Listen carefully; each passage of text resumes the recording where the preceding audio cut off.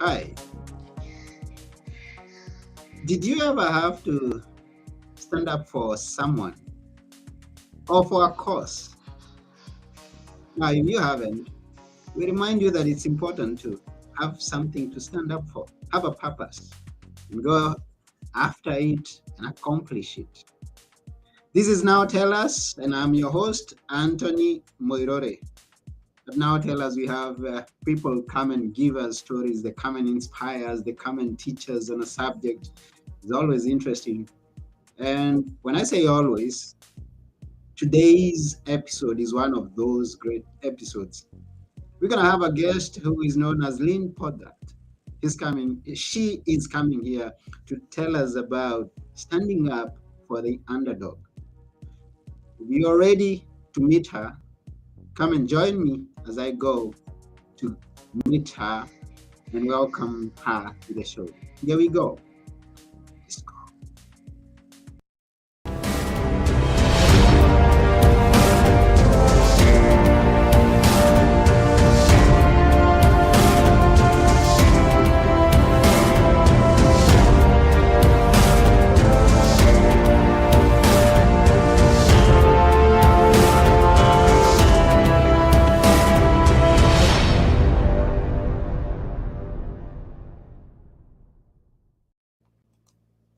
Hello, Lynne. Hi, Anthony. How are you? Thank you for having me. I'm fine. Welcome to Now Tell Us. Now tell us. Yeah, it's a I'm ready. pleasure to have you here. Thank you. My Yes, pleasure as well. and we are always willing to listen to what we are being told. And I know you're a good storyteller. Thank you. I try. Yeah. So here we are. We talk about standing up for the underdog. I know someone may have seen you and say, "Oh, I've seen this lady before." Yeah, Lynne has been on our sister podcast known as Book Talk, and now she is coming to tell us about much more about the book that we covered with her. She wrote about her brother who had special needs, and the story continues from there. So if you watch that episode, join us here as we go to learn more about standing up for the underdog. Welcome to the show, Lynne. Thank you, Anthony. It's like I said, it's a pleasure, and I liked the introduction of having a purpose in life, Mhm. standing up for a cause, standing up for a belief, standing up for a passion, because those of us that don't stand up will allow anything to happen that might not be the right thing to happen. And so we may not support the wrong thing, but if Mhm. we don't speak out, it will continue. Yeah, I think I heard someone say that if you don't stand up for something, you're gonna fall for anything. Everything. Correct. Yeah. Correct. So please remind us where you are. So I am in this moment, I am in the southern part of Florida. I live in Palm Beach Gardens, Florida. Mhm. And I'm here from the middle of November to the middle of May.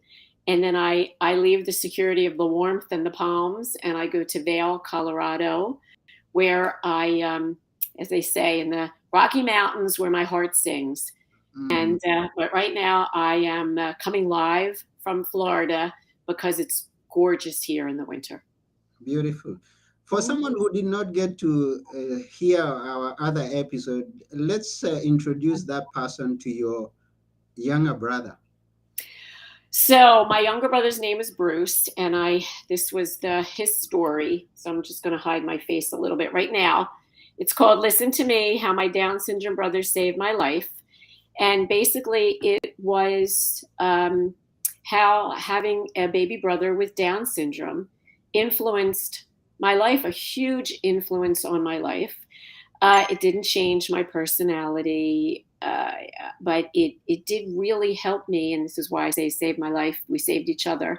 It helped me become the person who I was meant to be, not just the person that, kind of goes along and don't know what I want to be when I grow up. So he came. I was going to be 13. My middle brother was 9. And it tells really the story of how the 3 children survived. My parents had trouble dealing with it. They were parents. It's frightening to have a child that needs extra help. I know that as a parent. I know that as a grandparent. We all know that as your audience has to know. They have to know somebody that's Mm, struggling with something through their lives, be it drugs or alcoholism or weight or emotional problems. It's a frightening situation. mm, People need help. And so when I was very young, I wanted to be a veterinarian. I saw how animals were treated, and all pun intended, when I stood up for that underdog. And I was willing to be their voice, and my voice, not necessarily for me, because I told Anthony earlier in the show, and you'll hear that in the other program, is it's the V word. I am never a victim. I refuse to be a victim. It's not part of my vocabulary. And I don't say that to sound cavalier. It's just how I deal with life. There mhm, has to be someone, somewhere. But because I never considered myself ever a victim, I never thought that I needed help. But others were victims and others were helpless. And for those others, what I wouldn't do for me, I would always do for them.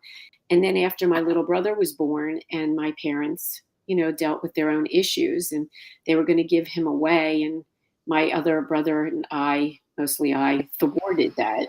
mhm. I saved his life, and he in turn helped me with mine, because here was another underdog, and there were so many of those underdogs and so many children who don't have a voice. And Mm, it's because there's special needs. It's an environmental situation. um, People live lives, and life is hard. There are yeah. things that people deal with or cannot deal with. And if Mm, they really don't understand how to deal with that, everybody around them suffers. And so I became the voice. I worked very hard to be the voice for those people. mm, I eventually ended up in education. I changed my career. I was a buyer for Bloomingdale's. I had a child. He needed me. There was a change of career. And so I spent 30 odd years in education and became an administrator, and worked very hard for children to have a voice and for teachers to have a voice, because they need each other. We need families with a voice for families, mm, voice for children, voice for those that need to help them. And so that's my thought of the stand up for that underdog, the person who cannot stand up for themselves. I'm happy, really happy, to be that voice and find a way to not help them where they're helpless, because that's another word I don't use, but to mm, help them help themselves, to help teach them what it is they can do to get themselves out of a situation, and happy to be that support. And so in order to help my family, the rest of my family, understand my brother's life and his influence, is why I wrote the memoir. It was not cathartic for me. I didn't write it because I needed to journal. It mm, didn't make me feel better. It was just, when he was diagnosed with pancreatic cancer and then passed away 4 months later, I knew it was a story that needed to be told, because there are other people out there, again, like I said in the beginning, dealing with those that cannot help themselves.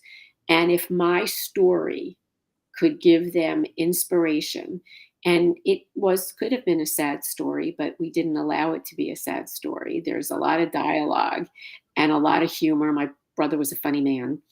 um, and so we tried to deal with life in the way that would be positive.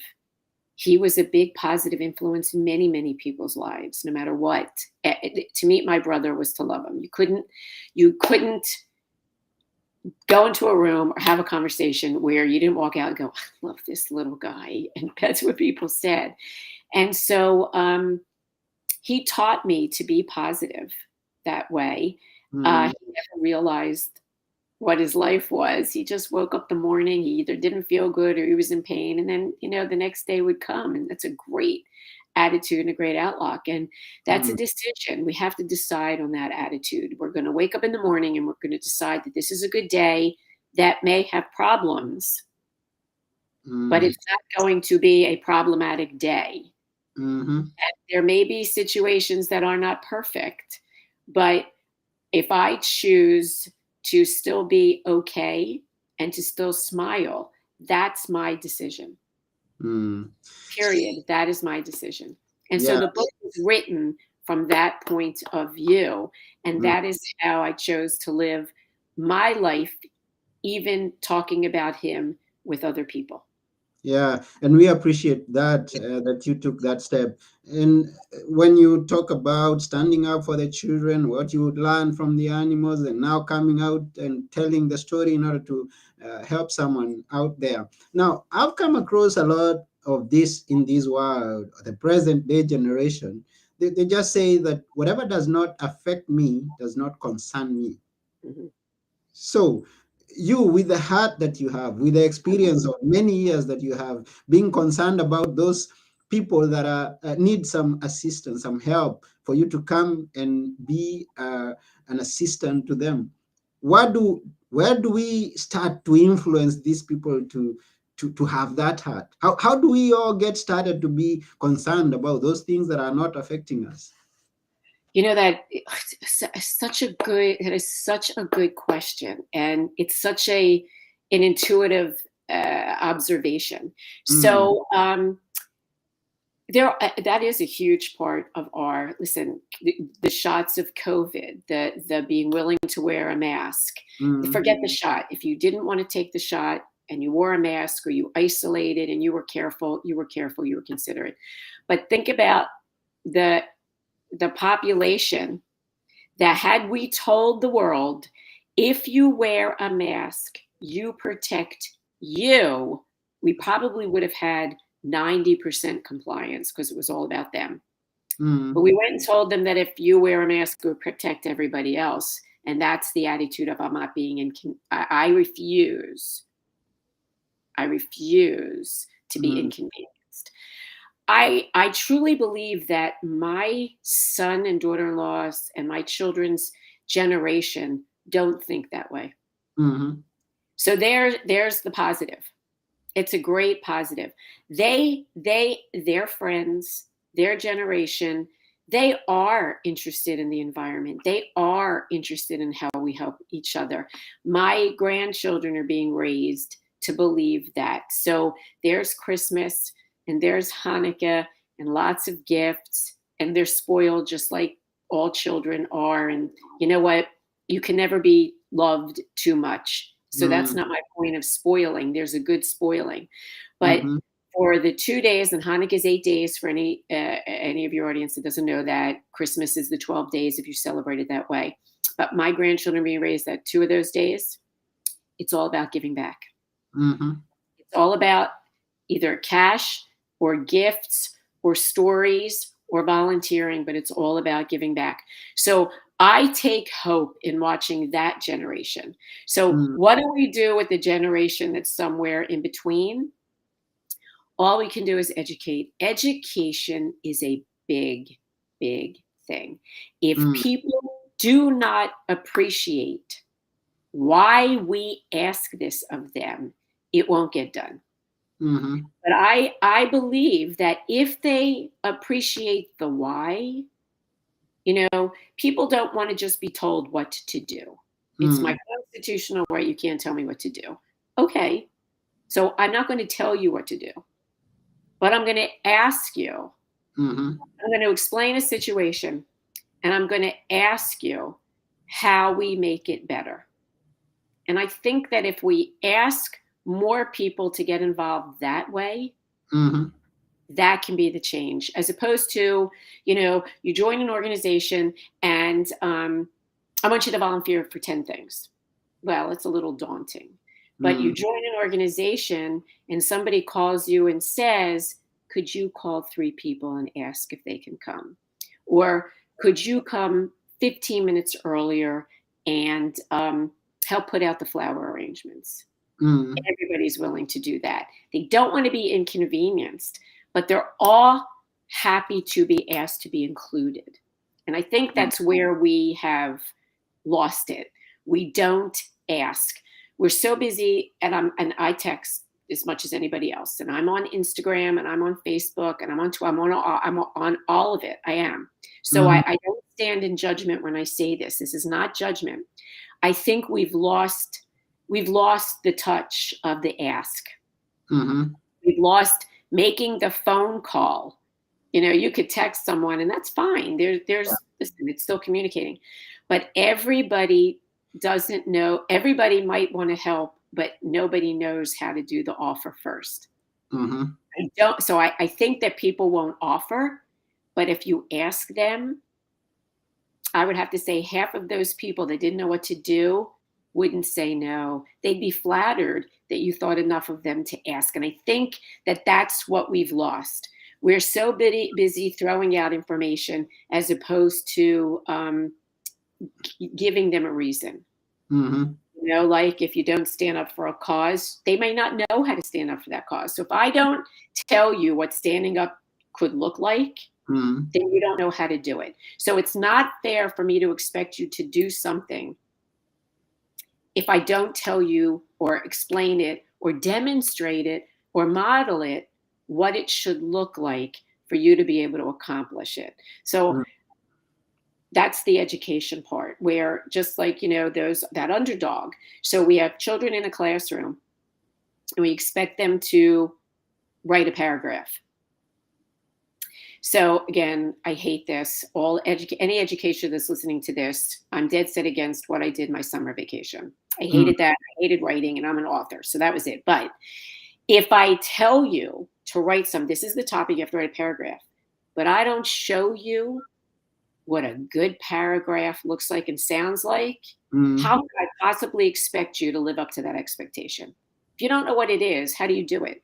So, and that's your problem. So teachers say, my children don't know or my children don't do. Well, yeah. But if you do it together and they see how much fun it was for all of them to do it together, that's when they're going to try to do it by themselves. Now, and they don't feel isolated, right? Now, maybe this is not maybe the best comparison that we should make, but you can give us a clearer picture of it because you've worked with animals before, and then you come and then you come to deal with the human beings. Are there some traits you observed when I mean, with the experiences that you have had, some things that we could borrow from that area and you see they are missing with the human touch, and now that you say we miss the asking part, maybe anything, just share with us any comparison, any lessons that we may draw from that experience. I have to tell you, teaching humans and teaching animals is not so different. Really not so different. The biggest difference, of course, is animals don't reason. Mm-hmm. Okay, so they're driven by food. They're driven by positive reinforcement. Okay. Who isn't? Okay, who really doesn't want to hear, wow, what a great job. So this is really, really good. Can I make a suggestion to make it great? Who doesn't want to be great? Anybody not want to be great? So most animals, all animals. Now there are animals that, I say this when I worked at one of the wildlife centers here in Florida, and we had a problem with a pelican. It was a teenage pelican. He kept biting everybody when we wanted to clean his cage. So I got the fish that you would feed them, and I put a fish. I opened the cage. And, he's snapping that jaw. And I put a fish down outside and he came to get the fish. So he had to walk out of the cage. He wasn't going to fly away. That was part of the problem. His wing was broken. So I just gave him fish and he followed me out.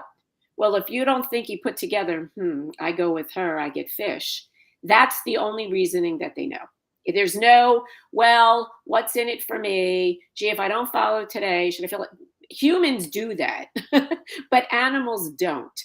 So an animal learns by positive reinforcement, and then they associate different things that humans know the difference of. So if a human hears thunder and then they fall down, humans know that thunder didn't make them fall down. Dogs don't get that. They'll associate the two things that you have to help them with. But again, you teach children, you teach people. So how do people learn new things? You give them a piece of it, they accomplish it, you tell them that they did it correctly, they're Mm. willing to take on the next thing. It's not so different. It really is not so different.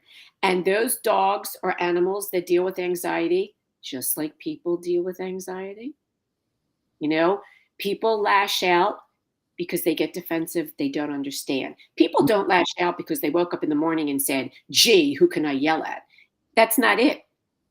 They do that. It's primal for self-preservation. Mm-hmm. So how do you teach someone that they're not being threatened? How do you teach someone that, all with positive attitude, positive voice, and many ways that you make them feel good about what they did and what they learned? And then you have to respect that just because I learned it in 5 minutes, you might need 10. Mm-hmm. You may need a whole day. Is that a horrible thing? Oh my God, Anthony got it on Tuesday and he didn't get it on Monday. But whatever he got on Tuesday, he took it and ran with it. And I'm still working on it on Wednesday. And that's the listen part.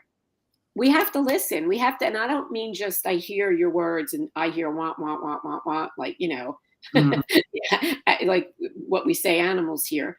But you really have to listen to each other. You really have to hear a tone. You have to appreciate the fact that no matter what we do, we don't need to make people feel bad about who they are just because. Mm-hmm. What are you getting out of that? And again, there are people that do get something out of it because that's their self-preservation. So make somebody feel good about who they are and what they're doing, and they're going to do it again because who doesn't want to feel good? I mean, to me, it's just common sense. It Mm-hmm. took a while to get there on my part. I had to learn how to get Brucey to do things, but we were children, so we didn't know that he should have gotten it in a week and it was taking him 2 months. We didn't care. This was watching a baby thrive in any way it was going to thrive. So part of our success was that we were children. And I say this all the time. Somebody sent me this wonderful picture. And schools should do it. People should do it more often. Schools should do it. Coaches, anybody that works with children to Mm-hmm. support children. If you want to know how to deal with a special needs child, get their siblings to come out because they know. Siblings know how to deal with siblings. Mm-hmm. They're their best friends. So if we want to know how to deal with children in a classroom, how to deal with the child on the bench that wants to play soccer and just doesn't do it. I mean, Israel, the country of Israel, has a special needs group so that even their special needs people can serve in their army. The IDF. Okay. I watched it on television. I was blown away. So, in Israel, everybody serves, men and women by a certain age. Everybody serves in the armed forces. Everyone has to serve. It's mandatory. But can you imagine our army here in the United States having special needs people serve? They find a way for them to feel good about how they help their country. Are they sending them out to war? No, not necessarily. They're not going to shoot a gun, but they can clean one, Yeah. right? They can serve food to their brethren. They can help them organize their bunks, right? They might Mm. be able to fuel a Jeep. So there are so many things, again, that we can do where everybody feels good about what they're doing. And once we feel good about what we're doing, we are happy to do something else. Mm. We'll join a cause any way we can if the cause makes us feel about being a part of them. Mm. And then comes that the part of appreciation. Now, Mm. uh, you are doing something, and on normal circumstances, you do something for me, and I appreciate, and you feel that appreciation. Now, you are doing something to people who don't appreciate, and not only that. In this case, we are dealing with someone. We are standing up for someone who is not able to or doesn't have that capacity to realize that appreciation is expected back. How do we go about this? So here's why are you helping that person in the first place? Mm. So here's the first thing. If you're going to stand up for a cause, if you believe in the cause, that's your motivation. Mm. If people don't appreciate that you're standing up for the cause, find a different group that supports the same cause. Okay. You don't drop out of the cause because people don't appreciate. So Mm. you join an organization, you volunteer, nobody seems to appreciate you. You don't want to belong to that part of the organization anymore. Does Mm. that mean you never join another organization? No. Of course. Does that mean that if this organization, let's say Habitat for Humanity, Mm-hmm. I like building, I'm going to join this chapter of Habitat for Humanity in this area. And the people that I seem to be working with are just not nice. Yeah. Do I decide that these people that need a new home don't get one? So because they weren't nice to, I'm an adult. So I may not work for that branch of Habitat for Humanity. Does that mean I don't work for Habitat for Humanity anymore? You continue to work. There you go. So I Mm. continue to work. I find another group. If I'm going to support a person Mm. and that person doesn't know how to show appreciation, why am I supporting that person in the first place? And if I can't support them, and I'm done, and there are people that are abusive that we help, we know that. So, how much abuse should we take before it's not healthy for us? You're absolutely right. Great question. Then I find somebody else that can help this person. Mm. Okay. Somebody else might be able to deal with this personality better. And I Mm-hmm. find someone else to help. Yeah. But I don't abandon. So I can walk away from a situation that's no longer healthy for me. Listen, I will help any cause. And if that's not making me mentally okay, I owe it to myself to be healthy. Because if I'm not Mm-hmm. mentally healthy, I can't help anybody. Yeah. I no longer can support a cause. So I'm not saying that, me supporting the underdog makes me become an underdog. Mm-hmm.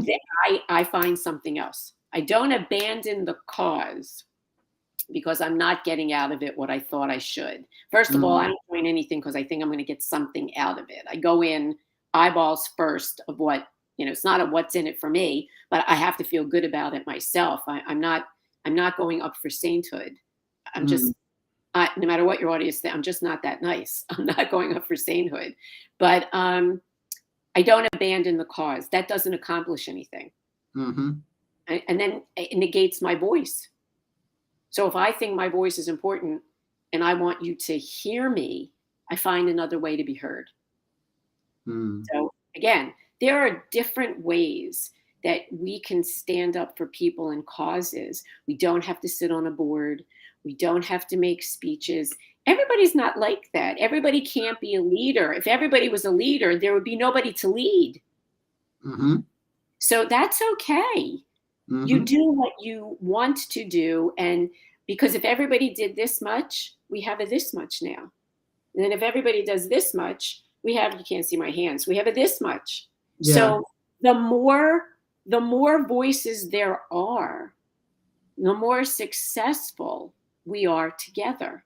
And Mm-hmm. we all don't have to do everything. We all don't have to be heard the same way. I join an organization and I'm happy to sit at a table and check people in because I don't want to present.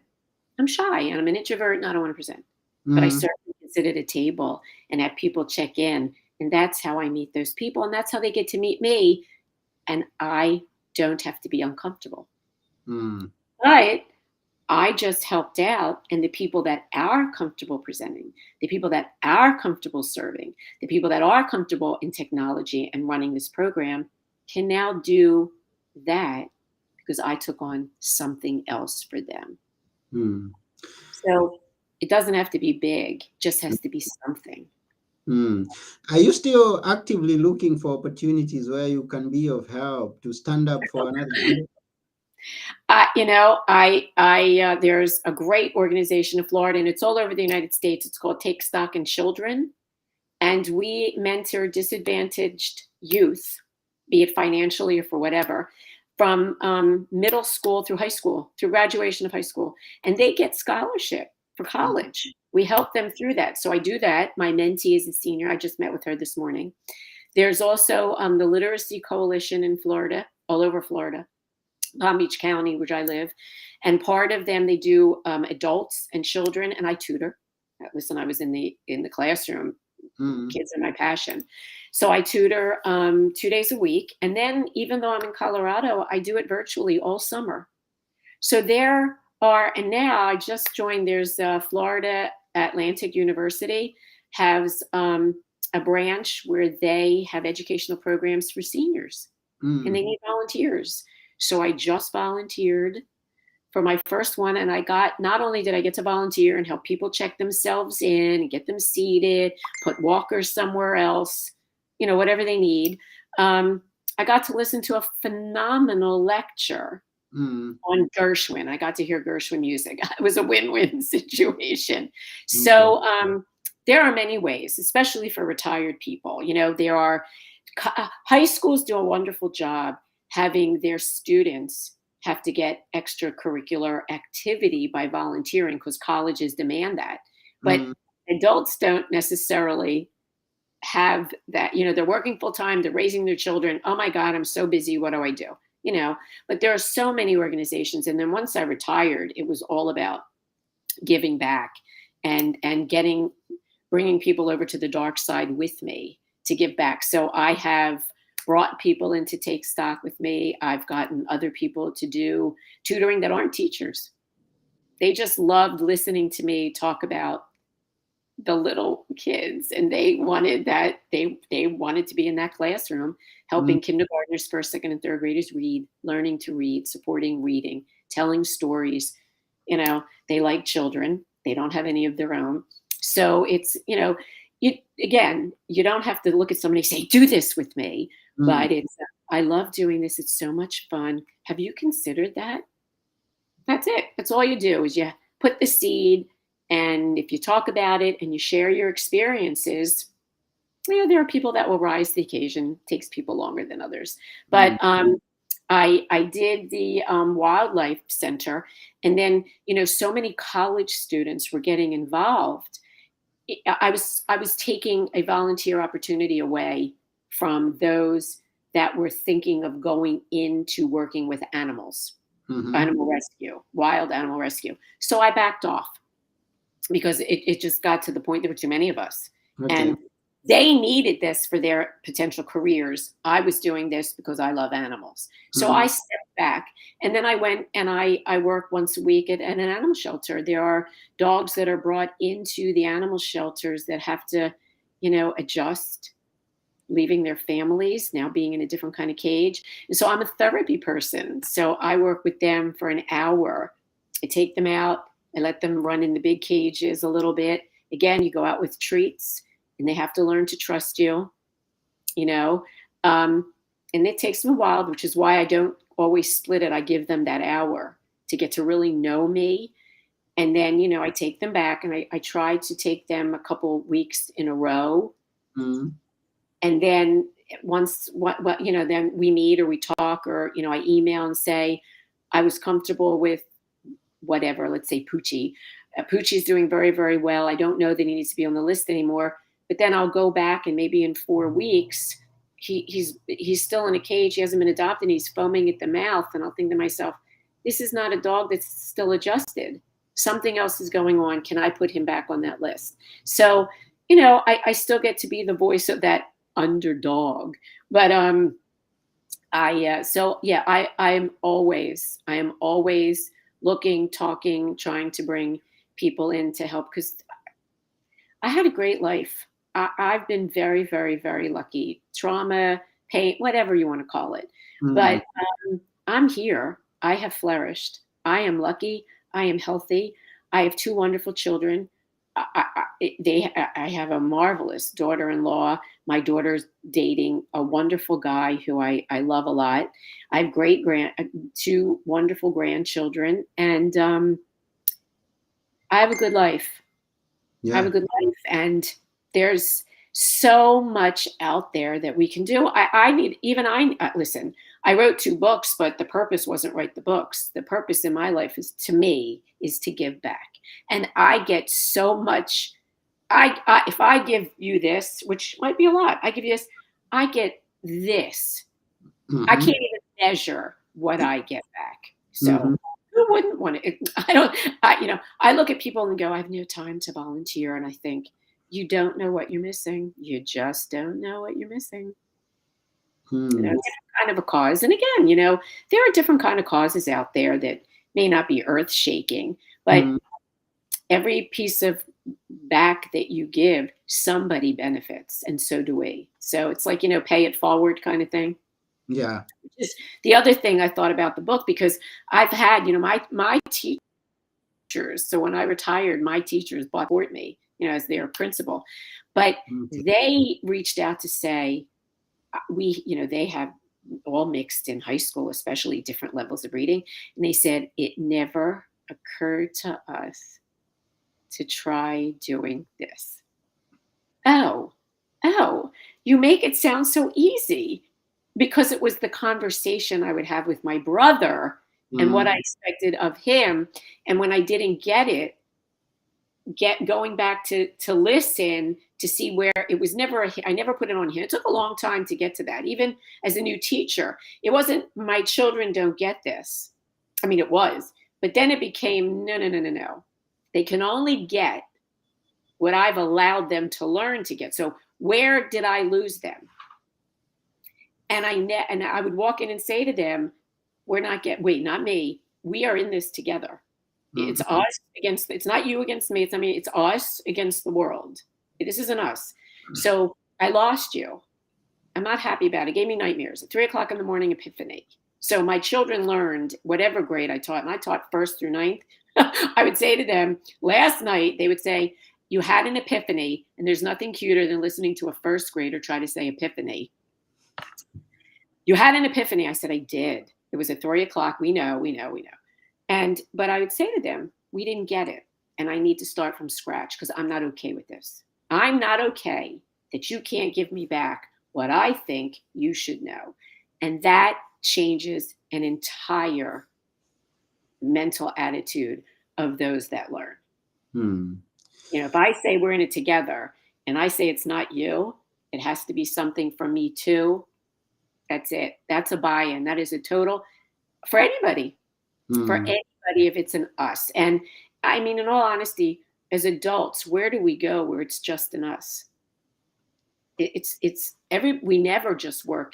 I mean, there are people that are isolated, and that's unfortunate. To really help them. But most of us either do something in a pair or do something in a group. You belong to an organization, you're in a group. You're in an office, you're in a group. You're working on a project, you're in a group. Only education expects children to do things independently. For whatever reason, we're moving more towards group things. But even, lawyers, they go into a study group. Yeah. Doctors, they have study groups, So that's the other change in mentality. If people believe that they're not going to have to do anything alone, even if they're loners, Yeah. Wow. Thank you very much, Lynn. It's been such a great episode here as you remind us to stand up for some things, to stand up for the underdog. Thank you very much. Thank you, Anthony, and thank you to your audience. And I know there could be someone out there who's willing to follow up with you, connect with you, just maybe for a chat, or maybe look at some standing up opportunities. I don't know. Oh, I love that. I would love that. I respond. Anybody who reaches out to me, I respond to. I have no qualms. If people want to know more about me, I have or anything that I talk about. They can find me. Can I tell them where to find me? Yeah, sure. Go ahead. You can find me on Facebook. Anthony has the link. You can find me on Instagram. I'm on LinkedIn. I really do respond to anything. Lynne Podrat, there's my name down on the screen. So I also will help you brainstorm research of how to find stuff. If I don't have the answer, I'm a bulldog. I will help you find the answer. That I'm happy to do. I'm never too busy to help if somebody asks, ever. Wow. Lynn is never too busy to help someone who asks. Mm-mm. Question is, are you asking? That's the question. Are you asking? Are you asking? So this is about it for today's show at Now Tell Us. But before you go, we'd like you to leave us with a few words that we should always remember. Which are they, Lynn? Oh, I liked what you just said. You have to ask. So my one is, life is all about the journey. Enjoy the journey, no matter what. Make a decision to enjoy the journey. There's Mhm. always tomorrow, and you should always listen. Always listen. Hearing is very different than listening. Hmm. Hearing is different Mhm. than listening. That's right. Wow.